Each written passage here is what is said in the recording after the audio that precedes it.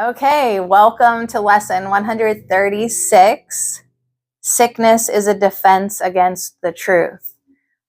I feel like sometimes in A Course in Miracles, the lessons are trying to outdoozy one another. Like, oh, this is a big one. Oh, no, this is actually a big one. And then you get to lesson 136 and you're like, oh, no, actually, this is a big one. Because if you have anyone in your life that is sick, how would you ever tell them that they're choosing to be sick?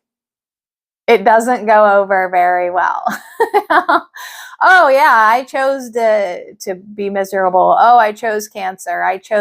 But what the Course in Miracles, I feel like, is saying with this lesson is that we as a collective egoic consciousness choose sickness because it keeps us in our bodies. It keeps us as a body. It keeps us fragile. It keeps us tied to the ego.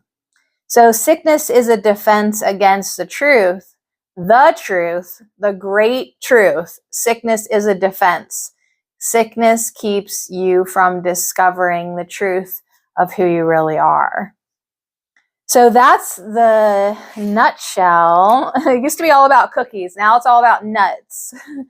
This is 4 pages long. Like when I say it's a big lesson, it really is. But it's big also because if you can start to grasp this, entertain it, you can heal.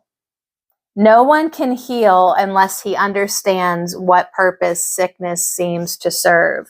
So unless you've taken the time to be like, why am I choosing sickness? Why do we get sick? No one can heal unless he understands what purpose sickness seems to serve. For then he understands as well its purpose has no meaning. Being causeless and without a meaningful intent of any kind, it cannot be at all. So you literally can get to the point where sickness is not real. And that goes against everything our society teaches because sickness is very real, right? That's why you have to get vaccines. That's why you have to do all this prevention stuff. I mean, that's what keeps you in fear a lot of times, like, oh, it's cold and flu season, get ready. But if you can get to the point where you see its meaninglessness and then understand that it really can't be, sickness can't be, and you can't be sick. When this is seen, healing is automatic. It dispels this meaningless illusion by the same approach that carries all of them to truth and merely leaves them there to disappear. So it's a big one. Sickness is not an accident. Like all defenses, it is an insane device for self-deception. And like all the rest, its purpose is to hide reality, to attack reality, to change it, to render it inept, to distort it, to twist it, to reduce it to a little pile of unassembled parts. And then the aim of all defenses is to keep the truth from being whole. The parts are seen as if each were whole within itself. So it says defenses are not unintentional, nor are they made without awareness. They are secret magic wands you wave when truth appears to threaten what you would believe. So it's pretty crazy, this one, for sure. But how are we ever going to heal this world? It's not with modern medicine. It really isn't. So it's going to be with the mind. Now, I know that can totally trigger shit tons of people. Absolutely. I mean, I did like a little Course in Miracles short the other day, and like a science guy was up in arms, you know, and that was just, and I was even like making fun of heaven. And I was even making fun of heaven, and he still wasn't having it. So it's talking essentially that sickness is a decision. It is not a thing that happens to you. It's not because you're weak. It's not because you're a victim. It is a choice you make, a plan you lay, where for an instant truth arises in your own deluded mind and all your world appears to totter and prepare to fall. Now you are sick.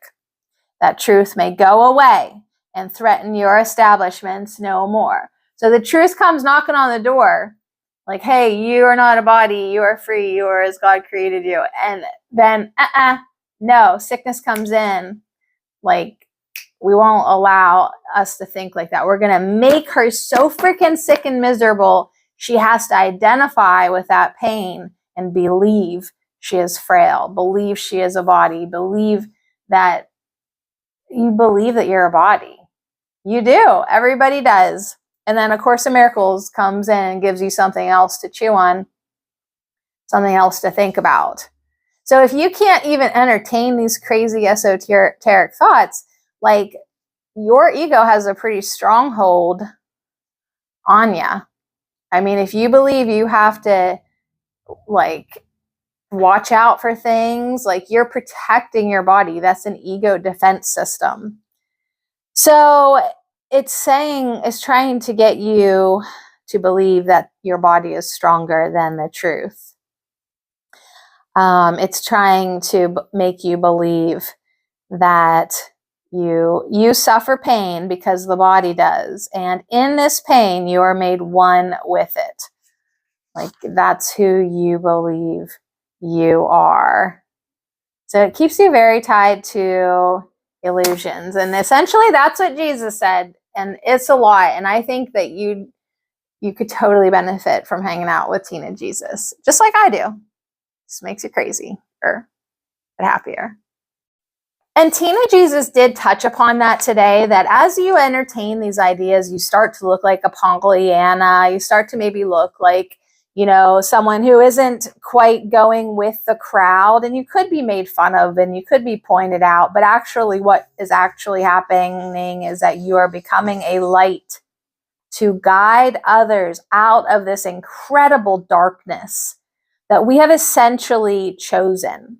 So we entered an unloving, conditional world. We left heaven. We left God. We left the Father.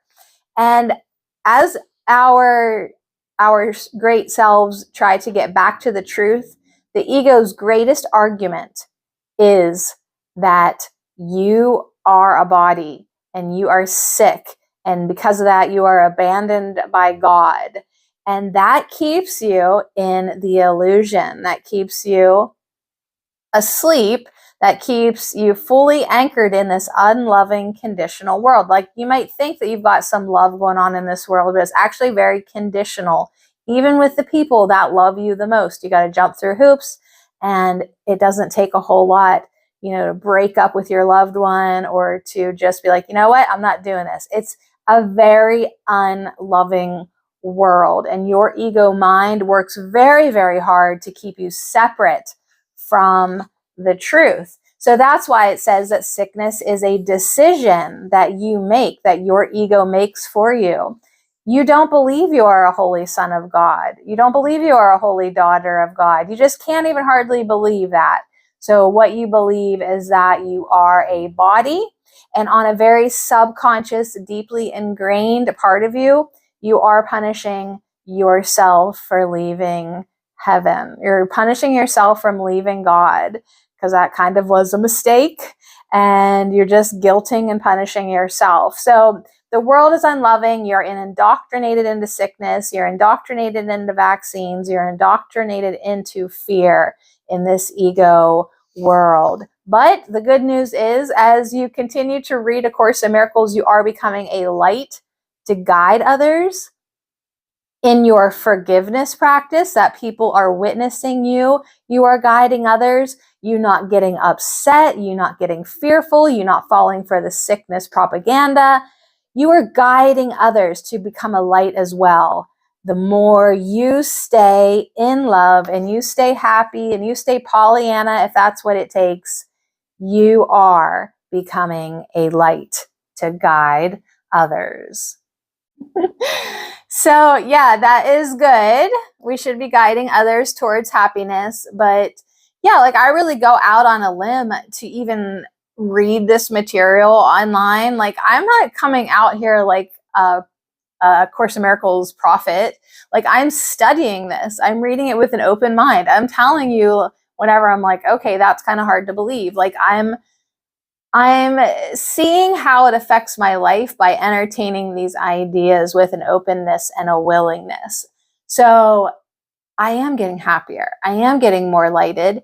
And people see that light, even if they are not on the same page with you. Yes, I bring forth haters on the occasion, and I really don't mind them because I do understand that, I mean, that's part of the gig, that they need me maybe to be a little target for a minute. And maybe that's what they need, to just get a taste of happy, get a taste of the light, get a taste of something that they would have never, ever, ever thought of themselves. So that is definitely something that I think of all the time when I'm reading A Course in Miracles. I think, who the hell wrote this book? Like, who would have ever put these types of words on a page and thought these thoughts? This is nuts. This is crazy. And no human would have like really done this. So it is kind of believable that it is a channeled work. It's freaking ginormous if you've forgotten, if you haven't got your own copy. It's unlike anything you've ever read.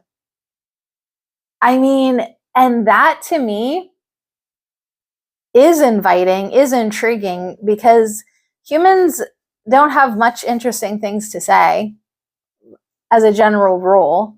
And this challenges me. This gets me to think outside the box. And it does make me happier in this definitely unloving world. You know, I try to be as loving as I can, but I've definitely experienced the unlovingness of it. And it does sound really, really good to someday return more and more to an unconditional love. That, I mean, this world's rough. The people who should love you sometimes just don't. And I don't know. It's not like the Course in Miracles is like giving like false promises or anything. It's just like trying to let you know. It's trying to let you know that it says that time lets you think what God has given you is not the truth right now. Time is an illusion. It's giving you things that aren't quite normal, but it does help you. Let's see what else. Truth has a power far beyond defense, for no illusions can remain where truth has been allowed to enter. So this is our aim today with lesson 136. We give a quarter of an hour twice to ask the truth to come to us and set us free. So we're asked, don't you want the truth? Or do you want to keep on believing you're this frail body that gets sick and can be hurt and is in pain? I mean, for anyone in pain who says they've tried everything, for anyone who's sick who says they've tried everything, bullshit. You have not tried everything if you haven't tried reading A Course in Miracles. Like, what are you so afraid of? It's a book. It's words. Read it. Read it on the basis that you're not going to believe anything. Just read it. Just fucking read it. pathwaysoflight.org. Welcome to the reading, A Course in Miracles Workbook Lesson 136, Insights. Sickness is a defense against the truth. Today's lesson makes it clear the extreme length we are willing to go to deceive ourselves into believing that we are a body in a world of separation where pain and loss and death are real. All this comes from valuing specialness over oneness and God's gift of all his love given to all. Maintaining a separate identity is the means by which we keep our specialness, and the body is the chief mechanism for making individuality, specialness real. Because the body is so central to maintaining the sense of the reality of individuality, defending this image and our identification with it is top priority.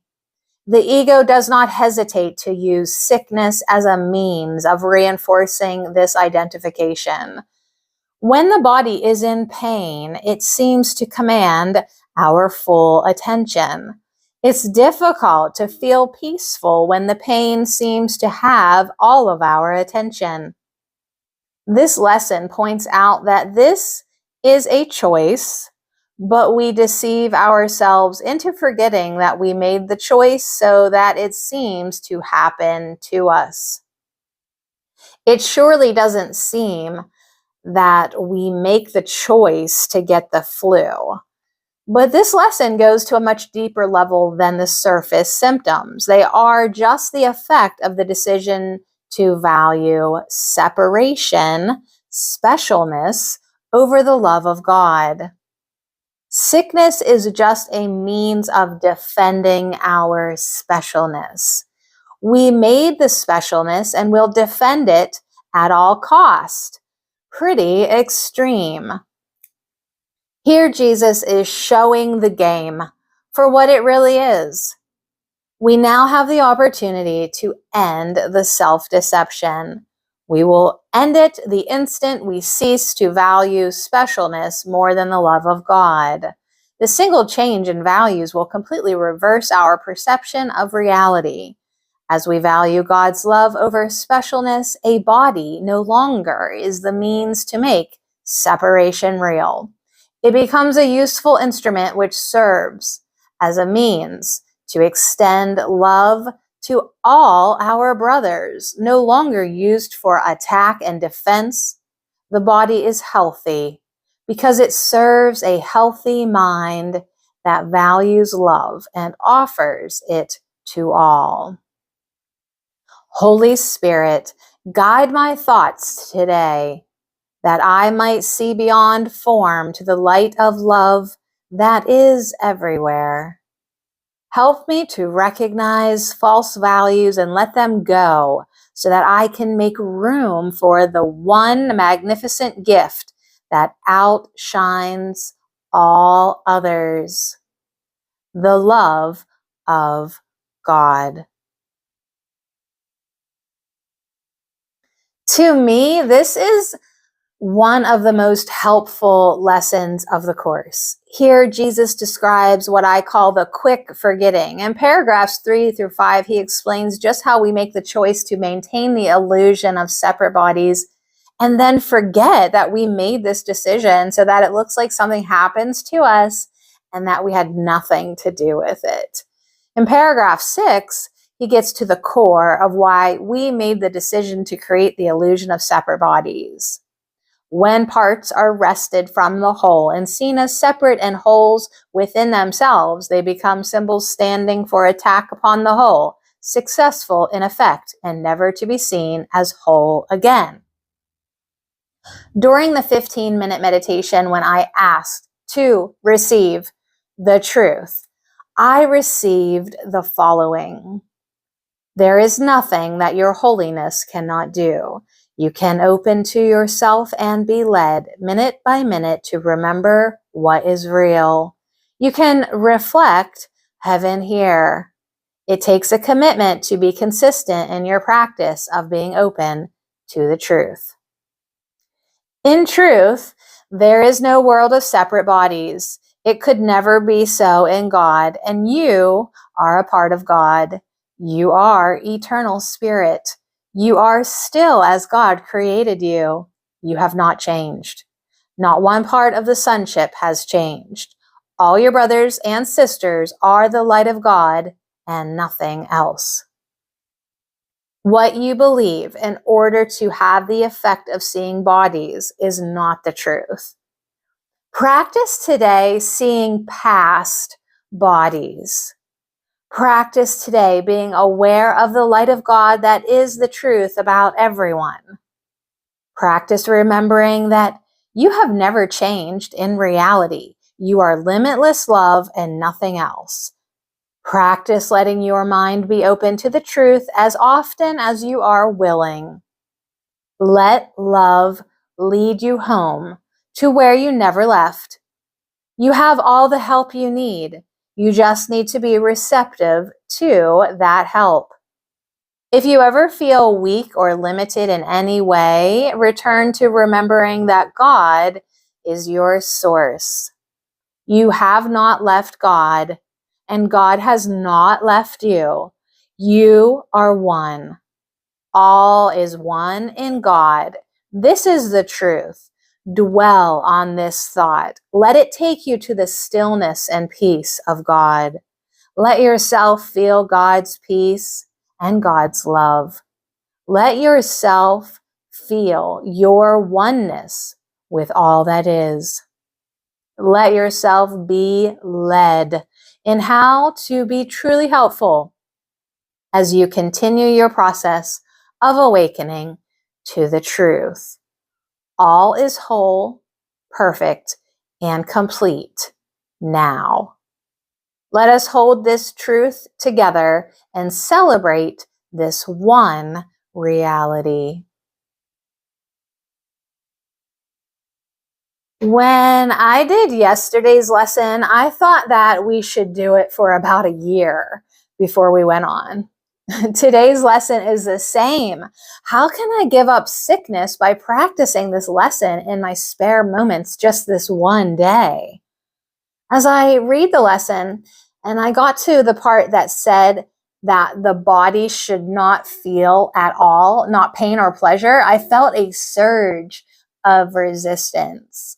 I guess I could give up pain, but pleasure? I have learned not to try to reason with my ego. I just gave my resistance to Holy Spirit and asked for another way to see this. I await enlightenment.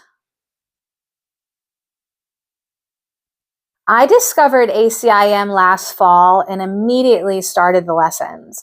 I had been a spiritual searcher for many years and had a strong sense that there was something I needed to teach, something I could give to others. I was 10 pages into ACIM and I knew I had finally found it. I have been gobbling up everything I could since then and feeling like I am making tremendous spiritual progress. Then I had the most unhealthy, worst winter of my life. I live in the North Woods of Michigan, and winters can be pretty rough, and this one was. Every ache or ailment I ever had resurfaced and agitated me. I read this lesson several times trying to understand. I think paragraph 7, lines 3 and 4 may explain what happened. I was making progress. I was glimpsing the truth, and the ego counterattacked with extreme viciousness. I pray to the Holy Spirit for all those who struggled today to accept the truth of who they are. This lesson would almost be funny if it wasn't so sad. The ego has various ways of distracting our attention from our true selves, sickness being one of them. And the sad thing is that this is a decision we make, a choice, a plan. At one time, I was losing a lot of hair from the top of my head, and my hairdresser told me that what was causing me to lose my hair was worrying about losing my hair. Deep inside, I knew that was true, but maybe it would help if I bought certain hair products or possibly hair implants or a number of other remedies for this problem, when in truth, my problem is an illusion in the first place. I also quit trying to understand my ego self a long time ago, but I'm grateful for knowing there is another way, and I'm open and willing to learn it through the power of my divine guidance. pathwaysoflight.org. See what I mean? This is some touchy shit. This is a hard conversation to have with yourself, let alone others. So don't worry about anybody else right now. Like, just start to see that how your sickness is keeping you identifying as separate, as a body, as not connected to anyone else, as a victim. Like, it's pretty crazy, but it's pretty wild when you start to see it like it is. Like, if we are all one in God, if we all are one, then these are illusions. I know. So now is the body healed because the source of sickness has been opened to relief. So it will be healed of all the sickly wishes that it tried to authorize the body to obey. So when you ask for the truth, when you pray, sickness is a defense against the truth. I will accept the truth of what I am and let my mind be wholly healed today. When you ask for your mind to be healed, healing will flash across your open mind as peace and truth arise to take the place of war and vain imaginings. There will be no dark corners sickness can conceal and keep it defended from the light of truth. So as you become the lighthouse, as you become lighted in your mind, as you do your healing work, all darkness in the corners, all sickness, it comes out. There will be no dim figures from your dreams, nor their obscure and meaningless pursuits with double purposes insanely sought remaining in your mind. Your mind will be healed of all the sickly wishes that it tried to authorize the body to obey. So your mind is making your body sick. Plain and simple. But once you ask for the truth of what you truly are, your mind will be healed, the body will be healed because the source of sickness has been open to relief. So if your body is not healing and you've tried everything,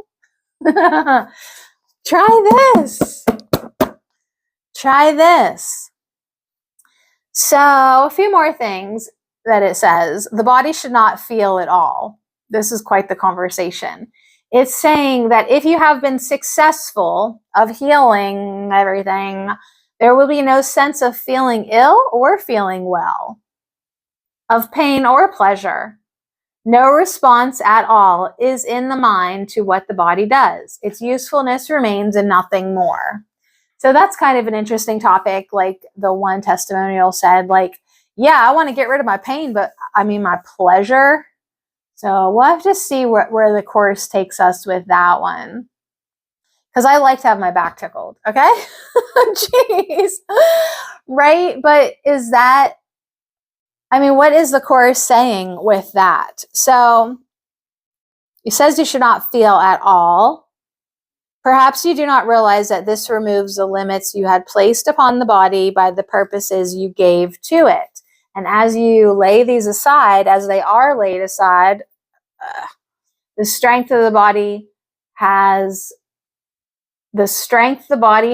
will always be enough to serve all truly useful purposes. The body's health is fully guaranteed because it is not limited by time, by weather, or fatigue, by food and drink, or any laws you made it serve before.